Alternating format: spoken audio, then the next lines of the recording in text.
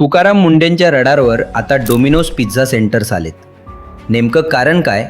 तर अन्न व औषध प्रशासनाकडून डॉमिनोज, पिझ्झा हट सारख्या सेंटर्सची तपासणी करण्यात आली. या तपासणीत फक्त डॉमिनोजच नाही तर KFC, Pizza Hut, McDonald's, Subway, Burger King, Starbucks आणि मॉन्झिनीज अशा मोठ्या संस्थांचा समावेश आहे.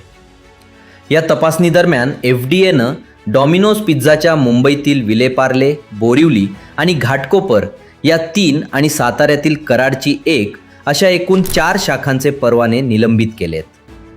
अस्वच्छता, अन्नाची अयोग्य साठवणूक, कीटक नियंत्रणातील समस्या आणि नियमांचं उल्लंघन आढळल्यामुळे ही कारवाई करण्यात आली आहे. FDAनं तपासलेल्या 104 आस्थापनांपैकी 2 सेंटर्सच्या व्यवसायावर बंदी घातली आहे आणि 95 सेंटर्सना सुधारणा नोटीस बजावण्यात आल्यात. तुम्हाला याबद्दल काय वाटतं? कमेंट करून नक्की सांगा आणि अशाच महत्त्वाच्या माहितीसाठी फॉलो करा.